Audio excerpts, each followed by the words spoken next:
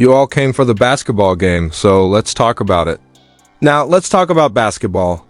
Caitlin, in particular, how did you all pull away in the second half? We're heading to the Commissioner's Cup Championship, which is really exciting. You all want to talk about that. They thought no one would notice, but Caitlin Clark's face spoke for them before the microphone even touched the floor. After a heated altercation with Marina Mabury, a reporter decided to raise the issue, but Caitlin didn't show up to participate. Her eyebrows went up, her sarcasm was locked in place, and her stare was more intense than any three-pointer she's ever made. Now, fans are examining every blink as if it were a Zapruder movie. Was it shade, anger, or just unadulterated WNBA spice? Your head coach came out with a statement today saying she denounces all the racism that some people have felt in this league. Players, trolls online, all those things. Yeah. As one of the biggest stars in this league, what are your thoughts on the things not only your teammates have to endure, but just the entire league? And obviously, you spoke on this before, but just now your coach and your GM are talking about it as well. Yeah, it's definitely upsetting. I don't think nobody in our league should be facing any sort of racism, hurtful, disrespectful, hateful comments and threats. Those aren't fans, those are trolls. Caitlin Clark's eyebrows were up in orbit before the reporter had even finished the question, not in an inquisitive or shocked manner, but rather in it's unbelievable that you're going there once more. It's like, really, we're still on this. If rolling were a sport, Clark would have recorded a triple-double by now. Clark, please leave this league and let it crumble. Please, this league does not deserve you. All this hate from these black people, all this hate from these lesbians, these people in the media, just go play basketball somewhere else. Your fans will follow you. We will follow you wherever you go. But let this shit crumble and burn to the fucking ground, man. Let the viewership drop below 50%. Let them lose hundreds of millions of dollars again, man. Let them go back into fucking irrelevancy. Nobody giving a damn about none of it. Since they didn't inquire about the points she scored or the clean passes she made during the game, they went straight to the grab bag of lazy journalism and pulled out the same tense, overcooked storyline. The Marina Mabury League aimed at you. Rinse, recycle, repeat now. Caitlin must feel like she is ensnared in a badly written soap opera, where she gets villainized at the end of each episode for being too noisy. Announcement. I need everybody to stop what they're doing and listen up. As we watch the WNBA every day because of the way they play the game, because I love the WNBA, I love the way they play the game, but we really watch it because Caitlin Clark and everybody watching. Now listen, if I keep bumping her, knocking her down, might get her a concussion, you might hurt her for real. For 2 weeks, she was done with like a hamstring. She was down. 55% of the viewership was down. She comes back the next game, it's about 3 million viewers. Now let me tell you something. Growing up in the hood, they teach you this. Always protect the money. Y'all keep hurting her and all that. She going for a year or two. Ain't nobody gonna watch it. If nobody watches. Expression was unmistakable. There was no poker game going on, and her jaw was clenched, her eyes slightly slanted, and she had the expression you get when your patience has run out. 5 minutes ago, without she was tired from the cliched headlines from being the scapegoat. For viral sound bites, and even if she could heal athlete's foot, people would still ask her if she was upset with the fungus. Everyone in, like literally she goes to the indoor volleyball team in Indianapolis, and of course the cameras are on her and the big screen, and she's doing pictures with the team, and people want to be around it because she's there. I'm a little surprised that they haven't. She did have part of the ownership group of a Cincinnati franchise. The NWSL went with Denver. But to me, if I'm a league, I get Caitlin Clark involved in a ownership, part ownership, some kind of thing, any women's sports thing. You've got a magnet here, that attention magnet, the likes of which we have never seen. Because it seems like Caitlin's actions are never just basketball. They must constantly be covered in drama, controversy, or some sort of melodrama score of 30 that is intended for television. Nice, but let's play back her side-eye during the inbound call. What did she say after the screen scored a crucial shot? Not to mention how they attempt to portray the entire league as though it's a dartboard with her face on it, and that Caitlin can't even adjust her headband without someone else spinning it into an anti-Clark conspiracy. The media treats her post-game interviews like an episode of CSI WNBA, zooming in on her facial expressions as if they're deciphering the Da Vinci Code of beef. Blinked twice, which is a clear sign to sabotage. They pretend that there is a secret society meeting in a candlelit locker room where everyone plans to steal her Gatorade and trip her during warm-ups. However, if she looks frustrated, these same reporters will act shocked and shocked. They enter with notepads sharpened like daggers, not to celebrate but to question, so it's no surprise that her answers are clipped and her smile is duct taped to her teeth. She isn't being impolite. She's surviving a pop quiz on emotional endurance. And I put this analogy in there. She's a player that you have to guard 94 feet. She can shoot. There's no question. Probably one of the best girls shooters I've seen in a minute. But what else can she do? Think about it. You know, and I'm trying to get you guys to understand this. Her passing capability of averaging nine assists per game. She's capable of doing that because the game is stretched so far for her. It's wide open. It have to be. You have to play. America. You have to play up. I've never seen anything like it. She creates havoc for defense. Even if she gives a perfect performance, people will still question whether she is too aggressive, chilly, or competitive. They will analyze her personality as if it were a failed science experiment, and she will smile too little and too fakely. Speak out, diva, and don't be distant. The irony is that half the league is doing backflips to stay relevant, but Clark barely stretches her ankle and it makes headline news, and they still squint hard enough to invent something about her when she hasn't done anything wrong. It's like she's stuck in a bizarre game of media bingo where every square is labeled something negative we can spin today. Misconduct, since it's easier to sell paranoia than progress.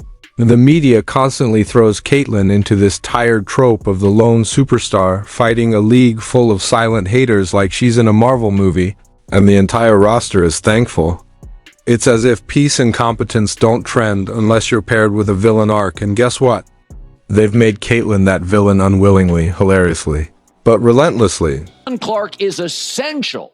The Caitlyn Clarks, the Michael Jordans, the Christian Pulisic saying, I'm not going to go and play. It is essential to American sports. These disruptive figures who just don't owe us either toe the company line for the GM, it drives us crazy. Dissent drives us crazy. But Caitlyn Clark is basically saying some of these post-game interrogations look like emotional, ambushed with better lighting, and while they're busy pushing that tired agenda, they're missing the bigger picture. She's obviously tired of the noise, as evidenced by her posture and the way she exhales before answering. She's not just avoiding questions, though. She's avoiding landmines disguised as journalism. Inquire about her adjustment. What happened in the third quarter, and why her court vision is better than half of the analytics team. However, let's skip the basketball and get right to the drama, as it seems that everyone has decided that Clark is the protagonist in Ada. Same people who are obsessed with her reactions are the ones who made the pressure cooker in the first place. It's like poking a bear with a stick and then writing 1,000 words about how the bear seems edgy. It's not like she can avoid it if she claps back. If she doesn't, she's out of control and too calculating. The fact that they attempt to portray her as unaware of the media circus, as though she lacks a phone, a brain, or both, is even more perplexing. She is aware of the storyline and can tell when a question is a question and when it is merely a trap wrapped in passive aggression. At this point, she could write the articles herself. After a timeout, Clark gives the mascot a chilly glance, but they still publish it. Sales for the WNBA have reportedly increased by 500% since her arrival, with Clark merchandise leading the way. Her games have drawn millions of viewers. We've talked about that before. The Indiana Fever's franchise value has reportedly quadrupled due to Clark's presence. Indianapolis has seen an increase in hotel bookings, tourism related to Fever games, and Clark's popularity. Some projections suggest Clark's presence could help the WNBA generate nearly $1 billion in... But the funniest thing is that these same people will call her a media darling, and then treat her like a pinata at every press conference, smiling and swinging the stick, and then gasping when she doesn't burst into rainbows and sound bites. They want her to be feisty on the court, but modest at the microphone, lead the league, and be fierce, but not too fierce. Be outspoken, but not about inappropriate topics. They want the highlights, not the human, which is funny since she's one of the most human players in the world. She's passionate, intense, and unapologetically competitive, but she doesn't stop inquiring about the incident. Tension. Perhaps someone should put Marina Maberry in the backdrop the next time she sneezes and declare it round 2, because it's obvious that nothing else matters, not skill, growth, or adaptation, just facial expressions and made-up grudges. Caitlin Clark would most likely create her own headline if she had the time. Repetitive queries irritate the gamer. The media answers with more recurring queries. Nobody is surprised by the subheadline, so the next time she sighs before responding, know that it's not a sign of arrogance, disrespect, or conspiracy fatigue, but rather of the weariness of being the most scrutinized face in a league that pretends to be asking ordinary questions. You want to know what's really tried her patience, and believe me, it's playing defense better than half the league. As you were going to think that the reporter could change course and go slightly in the direction of, oh, I don't know basketball. He strikes Caitlin Clark with another angle on that so-called hot moment with no reference to defensive tactics. Not a single rotation-related query, nothing about the clutch changes her team made in the closing minutes. Nope, since it's obvious that real basketball isn't exciting enough. What fans want is, allegedly, drama on par with tabloids masquerading as post-game analysis. The word team did not even come up once during that entire conversation, let alone when someone asked about strategy. Now that we've acknowledged the playmaking, discipline, and resilience, let's continue to poke holes and act like journalists. The entire event was more like a WNBA Real Housewives audition than a news conference. The actual humor is that Caitlin might have turned into a statue to finish. The interview if this man had asked one more question about tension or intent. This worn-out performance is repeated like a broken record, narrated by someone who has never watched a movie or dribbled a ball, since when it comes to officiating there is abrupt silence. When things go wrong on the court and have a noticeable effect on the result, you miss clear calls, and guess what? They disappear. No grilling, no press conference, and no sweating lights. The officials simply disappear like a Houdini and then reappear at the following game as if nothing had occurred. You know, this fucking jerk just can't get out of its own way. The envy is real. Even though the party was a facade that concealed the serious issue, yesterday should have been a WNBA celebration honoring our miss. You want accountability when you face this league. Best of luck. Referees work in a different reality where inspection is a fantasy and accountability vanishes at contact. In this alternate reality, Caitlin might be hip-checked into the third row, and no one would ask, why wasn't that called? Was she being too intense? Would be it? Since nothing shouts constructive journalism like accusing the injured of being in the way, officials are exhausted and make perplexing decisions, yet the only individuals compelled to the league doesn't even allow us to see behind the scenes. Are the referees being held responsible? Are they sitting in a room after the game with management asking, hey, why'd you let a WW match break out in the paint? Or are they just high-fiving each other and heading to Applebee's? Or are they the ones getting elbowed? It must improve not in an idealistic, wishful thinking sense, but rather in a practical, let's do our jobs type of way. Because if this keeps up, the officiating will remain as transparent as there was a lot going on, and the Indiana Fever won the game, but Sophie Cunningham claimed that she had gone too far. This is not the first time that people have accused Sophie Cunningham of being an aggressive bully in the WNBA, and now people are calling for Caitlin Clark as well. The league will suffer from a fogged-up mirror, not only in terms of credibility, but also in terms of morale. Players feel it, and fans see it. The pictures are terrible, and believe me when I say that optics count. In spite of the fact that Sophie Cunningham, Marina Maberry, and JC Sheldon all received flagrant 1 fouls, I'm going to explain in this article what the WNBA is going to do to all the women above. She's over it, and you can't do it in a dramatic walk-off-the-con manner that I've memorized the entire circus and could recite it backwards. Nevertheless, she manages to put on her shoes, step onto the court, and conduct a basketball clinic. Despite the fact that the game slows down for her and her court vision is unharmed, even as the media attempts to portray her as the antagonist in a drama, she didn't write she's out there splitting double teams and throwing no-look passes, processing the game like a chess master and reacting like a fighter pilot. Caitlin has that unique ability to compartmentalize chaos and extract clarity while the narrative explodes around her like popcorn in a microwave. She could be reading a thesis on rotational defense while being fouled and still find her teammate wide open on the wing, and that's the part they should be writing about.